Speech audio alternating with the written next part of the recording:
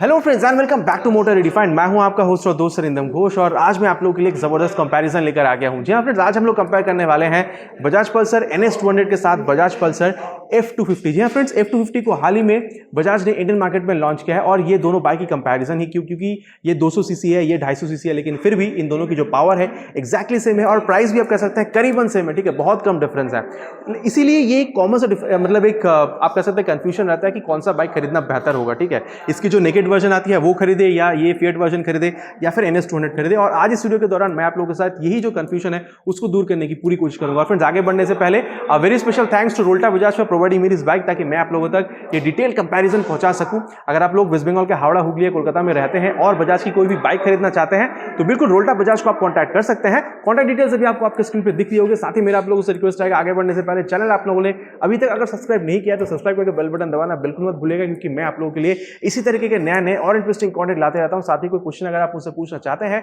Related to any two wheelers तो बिल्कुल Facebook या इंस्टाग्राम पर ही पूछ सकते हैं। आईडी आपको भी आपके स्क्रीन पर दिख रही होगी। मेरी पूरी कोशिश ये रहती है आपकी जितनी भी क्वेरीज होती है मैं उनको आंसर कर सकूं। तो चलिए फ्रेंड्स, कंपैरिजन शुरू करते हैं।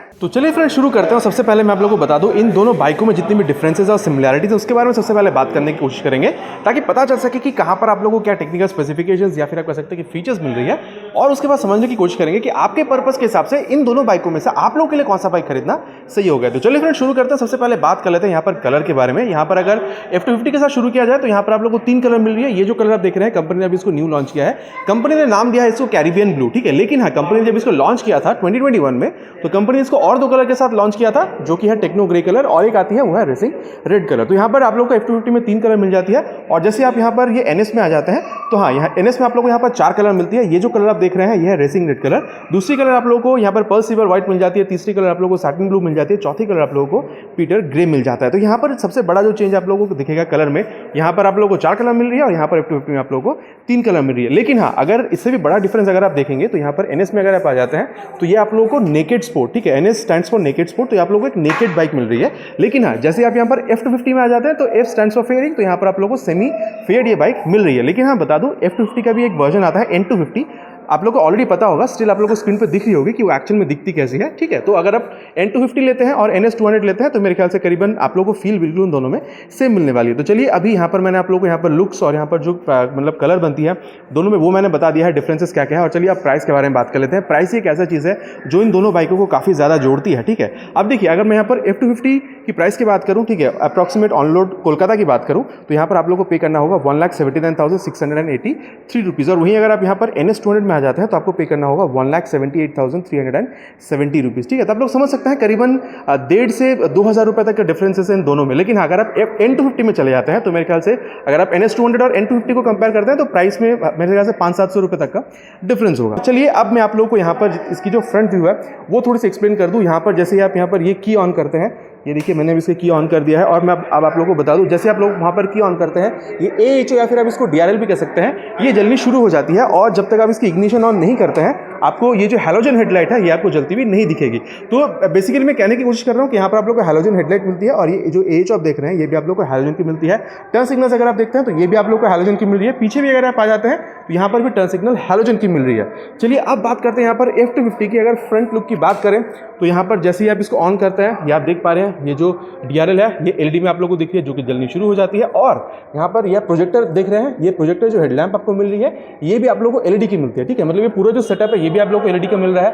यहाँ पर अगर आप टर्न सिग्नल्स देखते हैं तो ये भी आप लोगों को LED का मिल रहा है। पीछे अगर आप चले जाते हैं तो वो भी आप लोगों को LED की ही मिलती है। ठीक है, जैसे आप यहाँ पर इग्निशन ऑन करते हैं, यहाँ पर ये जो LED ये जो प्रोजेक्टर लैंप आप देख पा रहे हैं, यहाँ पर आप लोग हाई बीम और लो बीम भी ऑपरेट कर सकते हैं। तो यहाँ पर जो फुल्ली सेटअप जो है आप लोगों को LED की मिल रही है। और अगर आप NS पे चले जाते हैं तो वहाँ पर फुल्ली जो सेटअप है आप लोगों को वहाँ पर हैलोजन की मिली है। बहरहाल अगर आप यहाँ पर रियर में अगर आप टेल लैंप देखते हैं तो वो आप लोगों को LED की मिलती है NS200 में। तो ये एक डिफरेंस हो गया फ्रेंड्स फ्रंट व्यू में। ठीक है, तो ये लाइट वगैरह के बारे में मैंने आप लोगों को बता दिया है। और चलिए, अब यहाँ पर जो फ्रंट व्यू में यहाँ पर जो टायर, सस्पेंशन या फिर आप कह सकते हैं ब्रेकिंग, उसके बारे में बात करते हैं। जहाँ तक बात है टायर की तो मैं बता दूँ, दोनों अगर आप बाइक में देखते हैं दोनों बाइकों में आप लोगों को सेम टायर मिल जाता है। ठीक है, यहाँ पर भी आप लोगों को 100/80/17 की टायर मिल रही है। अगर आप NS में चले जाते हैं वहाँ पर भी आप लोगों को 100/80/17 की ही टायर मिल रही है। लेकिन मेक में डिफरेंस है, यहाँ पर आप लोगों को मतलब यूरो ग्रिप की मिल रही है और यहाँ पर अगर आप आ जाते हैं तो आप लोगों को नाइलो ग्रिप ज़ैपर की मिलती है। और चलिए, अब अगर सस्पेंशन की बात करें तो NS200 में आता है, यहाँ पर भी आप लोगों को टेलीस्कोपिक फोक मिल रही है। ठीक है, एंटी फ्रिक्शन बूस्ट के साथ। यहाँ पर भी अगर आप आ जा रहे हैं तो यहाँ पर भी आप लोग को साइंटिफिकेशन उसके साथ F250 में आप लोगों को ये टेलीस्कोपिक फोक मिल रही है। तो सस्पेंशन में आप लोगों को कोई डिफरेंस देखने को नहीं मिल रही है। और यहाँ पर आप देख सकते हैं ये रिफ्लेक्टर मिल रही है, यहाँ पर भी आप लोगों को रिफ्लेक्टर दिया जा रहा है, ठीक है। ABS की ब्रांडिंग वहाँ पर भी, ABS की ब्रांडिंग यहाँ पर भी है। लेकिन हाँ, मडगार्ड में अगर आप देखते हैं तो ये डुअल फ्लैप वाला मडगार्ड है, लेकिन वहाँ पर आप लोग देख सकते हैं वो सिंगल आप लोगों को वो फ्लैप वाला मडगार्ड मिल रहा है। तो ये फ्रेंड्स मैं सस्पेंशन की भी बात हो चुकी है। और चलिए अब ब्रेकिंग की बात करते हैं। यहाँ पर ब्रेकिंग में डिफरेंस है। डिफरेंस क्या है दोनों में वो मैं आप लोगों को बताने की कोशिश करूंगा। देखिए यहाँ पर अगर दोनों की सेक्शन की मतलब बात किया जाए ना, दोनों की साइज के बारे में अगर बात किया जाए तो अगर आप F250 देखते हैं तो यहाँ पर आप लोग को 300 mm की मिल रही है, ठीक है। और अगर आप लोग यहाँ पर ये अगर NS में देखते हैं तो यहाँ पर भी आप लोग को 300 की मिल रही है। लेकिन एक चीज़ देखिए, यहाँ पर अगर आप देखते हैं तो ये आप लोग को नॉर्मल डिस्क मिल रही है और ग्रेमिका की कैलिपर मिल रही है। वही अगर मैं आप लोग को यहाँ पर अगर NS की बताऊं तो यहाँ पर आप देखिए, यहाँ पर आप लोगों को ये पेटल डिस्क मिल रही है और यहाँ पर आप लोगों को वाइब्रे की कैलिपर के साथ मिल रही है। अब पेटल डिस्क जैसे मैं आप लोगों को हर वीडियो में कहता हूँ जहाँ पर भी पेटल डिस्क मिलती है, पेटल डिस्क में ये होता है फ्रेंड, जब आप ब्रेकिंग कर रहे होते हैं यहाँ पर बहुत ज़्यादा हीट जनरेट होती है और पेटल डिस्क हीट डिसिपेशन करने में बहुत ज़्यादा हेल्प करती है। तो चाहे वो वाइब्रे हो चाहे वो यहाँ पर ग्रेमिका हो, दोनों की ही जो परफॉर्मेंस है काफ़ी बढ़िया है, ठीक है। और यहाँ पर अगर आप इसको दोनों में राइड भी करेंगे ना तो मेरे ख्याल से ब्रेकिंग परफॉर्मेंस आप लोगों को दोनों की सेम ही लगने वाली है, ठीक है। दोनों में काफ़ी ज़्यादा आप कह सकते हैं काफ़ी बढ़िया ब्रेकिंग परफॉर्मेंस देखने को मिल जाती है। और जहाँ तक बात है ABS की तो बता दूं, यहाँ पर अगर आप NS स्टूडेंट में देखते हैं यहाँ पर भी आप लोगों को सिंगल चैनल ABS मिलता है। और अगर आप लोग यहाँ पर F250 में देखते हैं तो यहाँ पर भी आप लोग को सिंगल चैनल ABS ही देखने को मिलता है।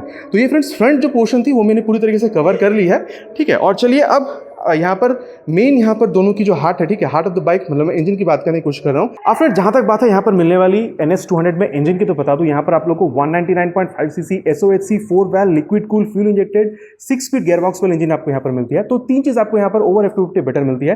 पहला तो ये हो गया कि यहाँ पर आप लोगों को ये 6 स्पीड गियरबॉक्स मिलती है, ठीक है।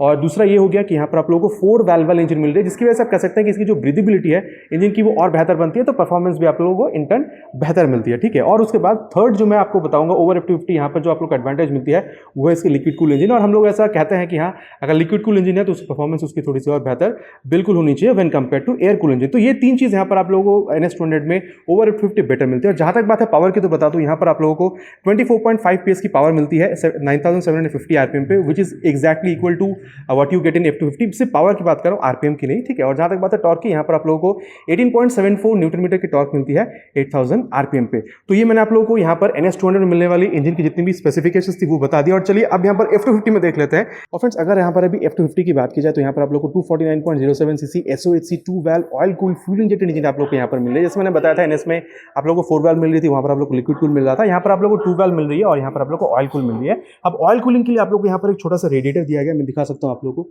ये देखिए छोटा सा रेडिएटर आप लोग को दिया गया है। अब देखिए फ्रेंड्स यहाँ पर आप लोग को एयर कूलिंग ऑयल कूलिंग का मिक्सचर मिलता है। एयर कूलिंग के लिए आप देख सकते हैं यहाँ पर फिंस दी गई है और यहाँ पर जो गियर बॉक्स है उसकी जो वर्किंग है उसको स्मूथ करने के लिए यहाँ पर कंपनी ने ऑयल कूलिंग का भी इस्तेमाल किया ताकि इंटर्न आपको इंजन से जो एफिशिएंसी मिलती है वो और बेटर मिल सके। और जहां तक बात है पावर और टॉर्क की तो बता दूं, यहाँ पर आप लोगों को 24.5 PS की पावर मिल जाती है। लेकिन हाँ, ये एक्जैक्टली इक्वल है NS200 के। लेकिन हाँ, वहां पर आप लोगों को 9750 RPM पे ये पावर मिल रही थी, यहाँ पर आप लोगों को 8750 RPM पे ये पावर मिल रही है। मतलब कह सकते हैं करीबन 1000 RPM कम पे ही ये आपको मैक्सिमम पावर दे रही है व्हेन कंपेयर टू NS200।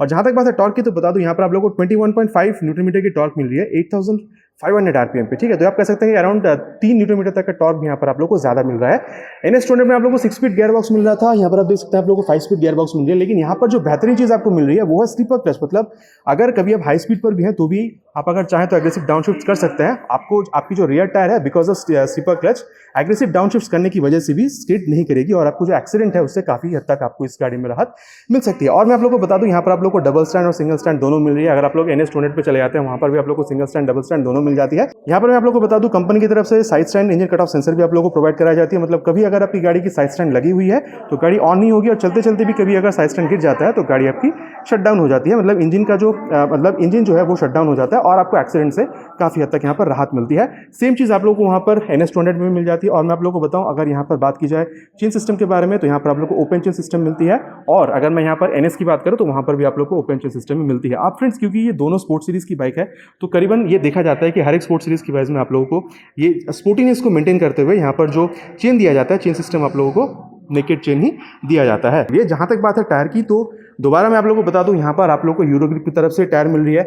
जहां तक बात है सेक्शन की तो वो मैं आप लोगों को बता दूं, यहाँ पर आप लोगों को 130/70 17 की टायर मिल रही है। मतलब इसका जो ये आप देख रहे हैं, इसका जो प्रोफाइल है काफ़ी चौड़ा आपको यहाँ पर दिख रहा है, ठीक है। 130/70 सेक्शन की टायर आपको यहाँ पर मिल रही है 17 इंचेस अलॉय व्हील के साथ, और ये जो रेड जो मार्क है इसकी जो खूबसूरती है वो और बढ़ जाती है। और जहाँ तक बात है ब्रेकिंग की, तो ये आप लोग यहाँ पर देख पा रहे हैं, ठीक है। यहाँ पर आप लोग ये बाई ब्रेक ही यहाँ पर आप लोग को कैलिपर मिल रही है। और जहाँ तक बात है यहाँ पर ये डिस्क की, तो यहाँ पर आप लोग को 230 mm की डिस्क मिल रही है, लेकिन हाँ ये पेडल डिस्क है, ठीक है। तो यहाँ पर ये एक देखने वाली है पेडल डिस्क है, दो इट्स 230 mm डिस्क F250 में आप लोग को 230 मिल रही है, लेकिन वहाँ पर आप लोग को नॉर्मल मिल रही है, और यहाँ पर ये आप लोग को पेडल डिस्क मिल रही है। तो यहाँ पर ये एक डिफरेंस बन जाता है। और वहीं अगर आप यहाँ पर ये सस्पेंशन देखते हैं तो वही है मोनोशॉक विद नाइट्रॉक्स, ठीक है। अगर आप लोग F250 में चले जाते हैं तो वहाँ पर भी आप लोगों को सेम मिलता है। ये देखिए फ्रेंड्स, यहाँ पर अगर मैं आप लोगों को दिखाऊं तो वही आप लोगों को जो 130/17 का ही टायर मिल रहा है, ठीक है। 130 सेक्शन का ही टायर है विद 17 इंचेस से फैला हुआ है, लेकिन हाँ यहाँ पर अगर आप ब्रेकिंग की बात करते हैं तो ये पेडल डिस्क नहीं है, ठीक है।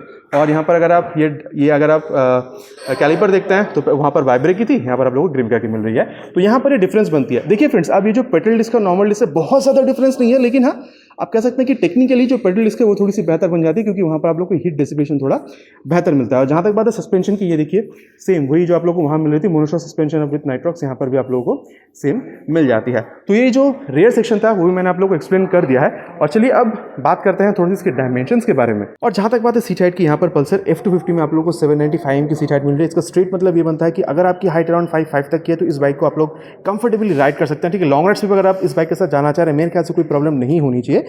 लेकिन हाँ, अगर यहाँ पर मैं आप लोग को कुशनिंग और स्पेस की बात करूँ तो राइडर या पिलियन दोनों के लिए यहाँ पर जो स्पेस है बहुत बढ़िया स्पेस आप लोग देख सकते हैं। पीछे आप लोगों को स्टडी ग्रैब रेल भी मिल रही है। साथ ही यहाँ पर अगर मतलब ये कहूँ कि यहाँ पर कुशनिंग कैसी है तो आप देख सकते हैं काफ़ी ज़्यादा कंफर्टेबल कुशनिंग भी आप लोगों को यहाँ पर मिल रही है। तो मेरे ख्याल से अगर आप इस बाइक के साथ लॉन्ग राइड से भी जाना चाह रहे हैं विद दिस सीट, तो मेरे ख्याल से और विद दिस सीट हाइट तो मेरे ख्याल से प्रॉब्लम नहीं होनी चाहिए। अब जहाँ तक बात है NS200 की, तो बता दूँ यहाँ पर सीट हाइट थोड़ी सी ज़्यादा है, ठीक है। यहाँ पर आप लोग को 805 की सीट हाइट मिलती है।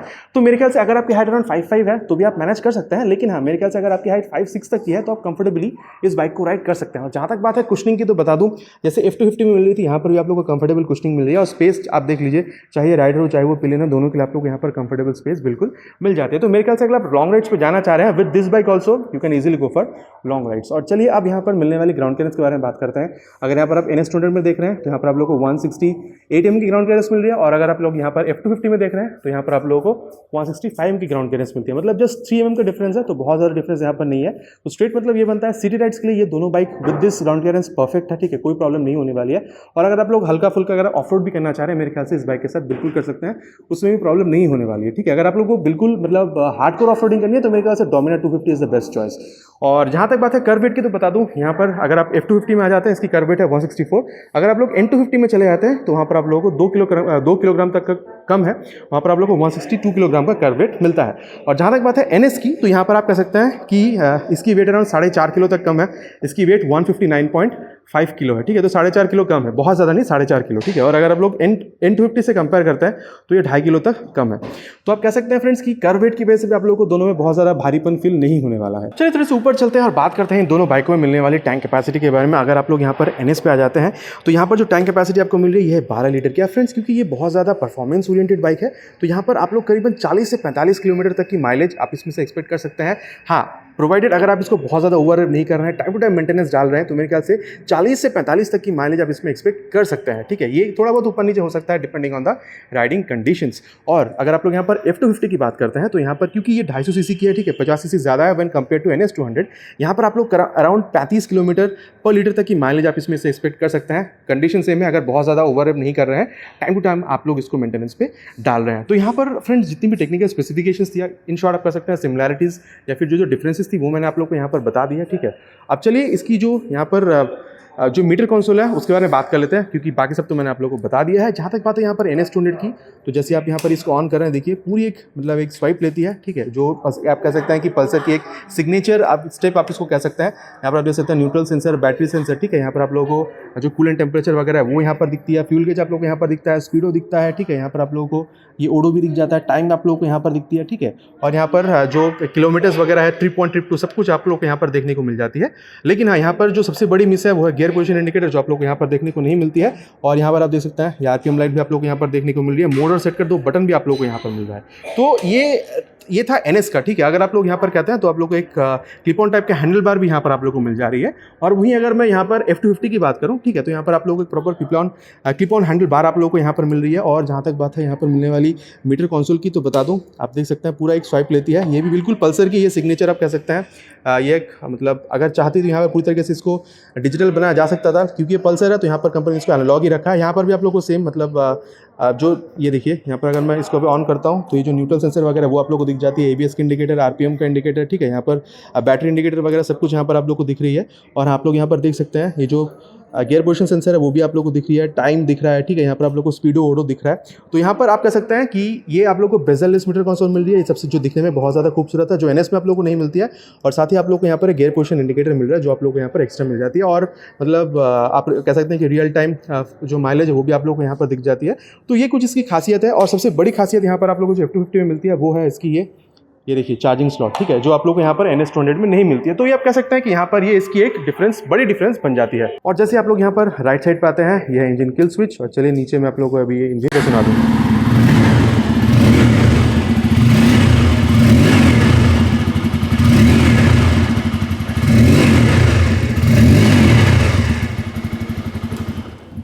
तो ये आप लोगों ने देखा फ्रेंड्स, यहाँ पर आप लोगों को ये डुअल बैरल एग्जॉस्ट मिल रही है। और चलिए अब मैं आप लोगों को जो NS है इसकी यहाँ पर ये जो एग्जॉस्ट नोट है वो भी सुना देता हूँ। ये गाड़ी को पहले ऑन करते हैं, किल स्विच ऑन, और चलिए सुन लेते हैं। यहाँ पर एक चीज़ देखने लायक है फ्रेंड्स, यहाँ पर आप देख सकते हैं ये अंडर बिल एग्जॉस्ट है, ठीक है। यहाँ पर बाहर निकली भी नहीं है। तो आप देख सकते हैं इसकी जो आवाज़ है एक बार आप दोबारा सुन लीजिए।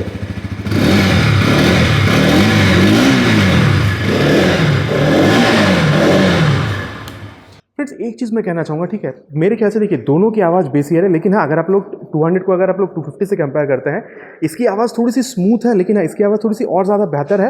आप कह सकते हैं कि थोड़ी सी और बेसी है और थोड़ी सी ज़्यादा लाउडर है। तो ये फ्रेंड्स मैंने आप लोग को यहाँ पर इन दोनों बाइकों में मिलने वाली जितनी भी टेक्निकल स्पेसिफिकेशंस थी, जितनी भी फीचर्स थी, मैंने आप लोग को सब कुछ बता दिया है। और अब जानने का समय है कि इन दोनों बाइकों में से आप लोगों के लिए कौन सा बाइक खरीदना सही हो सकता है। अब देखिए फ्रेंड्स, ये जो NS है, ठीक है, नेकेड स्पोर्ट, नाम से ही समझ में आ रहा है कि ये नेकेड बाइक है। तो अगर आप लोग सिटी राइड्स ज़्यादा करते हैं, ठीक है, आप लोग को ऑप्शनल आप लोग हाई रोड्स पे जाना चाह रहे हैं, ऑप्शनल आप कॉर्नर्स को अटैक करना चाहते हैं, ठीक है, आप लोग को एक रिलायबल इंजन चाहिए थी, 6 स्पीड वाली गियर बॉक्स वाली आपको इंजन चाहिए, लिक्विड कूल वाली आपको इंजन चाहिए, ठीक है, आपको एक रॉ पावर वाला इंजन चाहिए जहाँ जिसको 200 सीसी का इंजन जिसमें आप लोग को चला के बहुत ज़्यादा मजा आने वाला हो, ठीक है। तो मेरे ख्याल से यहाँ पर आप लोगों को NS200 बिल्कुल सही बैठेगा। लेकिन हाँ इसमें से एक कमी जो थोड़ी सी मुझे ये लगती है, यहाँ पर फीचर्स थोड़ी सी कम है। ये जो कमी है पूरी कर देती है अगर आप लोग यहाँ पर F250 में आ जाते हैं। अब वो कौन हो सकता है जो इस बाइक को सही तरीके से यूटिलाइज कर पाएगा, तो आपको बता दूं, ठीक है, आप लोगों को मतलब लॉन्ग टूर पे आप जाना चाह रहे हैं, ठीक है, आपके पास मतलब आपका जो बजट है अराउंड 1,70,80 तक का है, ठीक है, आपको चाहिए कि अच्छी दिखने वाली बाइक हो, ठीक है, फेयरिंग वाली बाइक हो, अच्छी आपको माइलेज मिले, टेक्निकल फीचर्स भी इसमें अच्छे हो, जैसे कि यहाँ पर आप लोगों को बेजल-लेस मीटर कंसोल मिल रहा है, यहाँ पर आप लोगों को जो गियर पोजीशन सेंसर है वो मिल रहा है, यहाँ पर आप लोगों को स्लीपर क्लच मिल रहा है, ठीक है, यहाँ पर आप लोगों को साइड से इंजन कट ऑफ सेंसर मिल रहा है, यहाँ पर आप लोगों को मोबाइल चार्जिंग की सॉकेट मिल रही है, ठीक है, देखने में भी अच्छी है बाइक और परफॉर्मेंस भी इसकी बहुत बढ़िया है, ठीक है, पावर भी इसकी बहुत बढ़िया है। ये सारी चीजें अगर आपको चाहिए तो मेरे ख्याल से F250 आप लोगों के लिए बहुत सही बैठ सकता है, ठीक है, क्योंकि हाँ यहाँ पर जो सबसे प्लस पॉइंट आपको मिलेगा 250 सीसी का इंजन होते हुए भी यहाँ पर जो कंपनी है उन्होंने यहाँ पर ऑयल कूलिंग सिस्टम का यूज किया हुआ है, ठीक है, तो यहाँ पर आपकी जो मेंटेनेंस है वो भी बहुत कम पड़ने वाली है। तो अगर आप लोग लॉन्ग राइड्स पे जाना चाह रहे हैं, कंसिडरेबली आप लोग मेंटेनेंस से बहुत ज्यादा खर्चा नहीं करना चाह रहे हैं, तो मेरे ख्याल से पल्सर F250 आप लोगों के लिए एक जबरदस्त बाइक बन सकती है। तो फिर आशा करता हूँ ये कंपैरिजन आपको अच्छी लगी होगी, आपको पता अच्छा लगा तो क्या करना है, अपने इस बाइक को मोटिवेट करने के लिए वीडियो में एक लाइक कर दीजिएगा, हो सके तो फ्रेंड्स के साथ भी वीडियो को शेयर कर दीजिएगा, और चैनल पर नहीं हो तो सब्सक्राइब करना बिल्कुल मत भूलिएगा। तो चलिए फ्रेंड्स मिलते हैं नए वीडियो में एक नए टॉपिक के साथ। Till then ride safe and Jai Hind.